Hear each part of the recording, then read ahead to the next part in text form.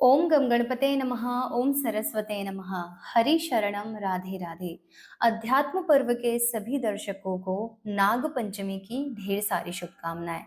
आज हम जानेंगे नाग पंचमी से संबंधित एक कथा के बारे में। एक बार राक्षसों और देवताओं ने मिलकर समुद्र का मंथन किया। उस समय समुद्र से अतिशय श्वेत उच्चैश्रवा नाम का एक अश्च निकला। उसे देखकर नागमाता कद्रू ने अपनी सौत से कहा कि देखो, यह अश्वेत वर्ण का है, लेकिन इसे बाल काले दिख रहे हैं।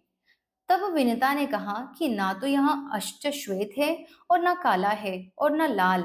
यह सुनकर कद्रू ने कहा कि मेरे साथ शर्त लगाओ कि अगर मैं इस अश्वे बालों को कृष्ण वर्ण का दिखा दूं तो तुम मेरी दास हो जाओगी, और अगर नहीं दिखा सकी तो मैं तुम्हारी दासी हो जाऊंगी। विनिता ने यह शर्त स्वीकार कर ली। इसके बाद कद्रू ने अपने पुत्र नागों को बुलाकर सारी कहानी सुनाई और पुत्रों से कहा कि तुम अश्व के बाल के समान छोटे छोटे हो जाओ और उच्चैश्रवा के शरीर से लिपट जाओ, जिससे यह काले रंग का दिखाई देने लगे, और मैं अपनी सोत विनता को से जीत कर उसे अपनी दासी बना लूं। माता की इन बातों को सुनकर नागों ने कहा, यह छल तो हम लोग नहीं करेंगे, चाहे तुम्हारी जीत हो या हार। यह सुनकर कद्रू कुद्र होकर कहा कि तुम लोग मेरी आज्ञा नहीं मानते हो, इसलिए मैं तुम्हें श्राप देती हूँ कि पांडवों के वंश में पैदा हुआ राजा जन्मेजय जब सर्प यज्ञ करेंगे, तब उस समय में तुम सभी अग्नि में जल जाओगे। अपनी माँ के श्राप देने की वजह से सभी नाग घबरा गए और घबरा कर नाग वासुकी को साथ में लेकर ब्रह्मा जी के पास पहुंचे और ब्रह्मा जी को अपनी सारी कहानी सुनाई। इस पर ब्रह्मा जी ने कहा कि आस्तिक नाम का विख्यात ब्राह्मण होगा। वह जन्मेजय के सर्प यज्ञ को रोकेगा और तुम लोगों की रक्षा करेगा। यही बात श्री कृष्ण भगवान ने भी युधिष्ठिर से कही थी कि आज से 100 वर्ष के बाद सर्प यज्ञ होगा, जिसमें बड़े बड़े विषधर और दुष्ट नाग नष्ट हो जाएंगे। करोड़ों नाग अब अग्नि में दग्ध होने लगेंगे। जब आस्तिक नामक ब्राह्मण सर्प यज्ञ रोककर नागों की रक्षा करेगा। ब्रह्मा जी ने पंचमी के दिन वर दिया था और आस्तिक मुनि ने पंचमी को ही नागों की रक्षा की थी। अंततः पंचमी तिथि नागों को बहुत प्रिय है, क्योंकि इसी दिन उन्हें इस श्राप से मुक्ति मिली थी। नाग पंचमी से संबंधित एक और महत्वपूर्ण कथा के बारे में आपको बताती हूँ। जब नागों को उनके माता के द्वारा श्राप दिया गया था, उसके बाद द्वापर युग में राजा परीक्षित एक बार शिकार के लिए वन में गए थे। प्यास लगने पर वे भटकते हुए ऋषि शमीक के आश्रम पहुंचे। ऋषि ध्यान में मग्न थे और उन्होंने राजा को पानी नहीं दिया।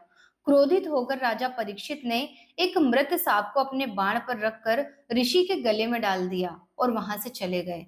संध्या काल में जब ऋषि के पुत्र ने यह देखा, तो उन्होंने राजा परीक्षित को सर्प दंश से मृत्यु का श्राप दे दिया। श्राप के 7वें दिन राजा परीक्षित की सर्प दंश से मृत्यु हो गई। यह बात जब उनके पुत्र जन्मेजय को पता चली, तो उन्होंने अपने पिता की मृत्यु का बदला लेने के लिए एक विशाल नागदाह यज्ञ करवाया।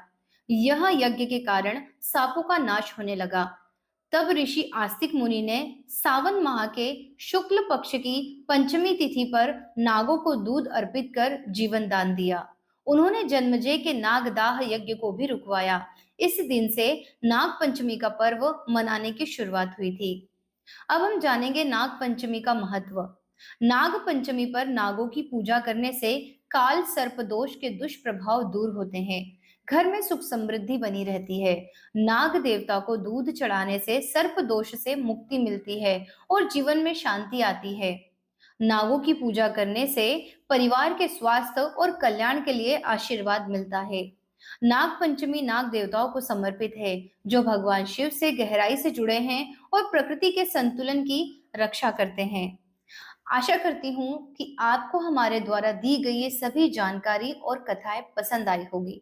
तो अगर आपने इस वीडियो को अंत तक जरूर देखा होगा, तो आप इस चैनल पर नए हैं तो इसे सब्सक्राइब जरूर कर लें। कथाएं अगर आपको पसंद आ रही है तो इसे लाइक और शेयर जरूर करें और बने रहें हमारे चैनल अध्यात्म पर्व पर।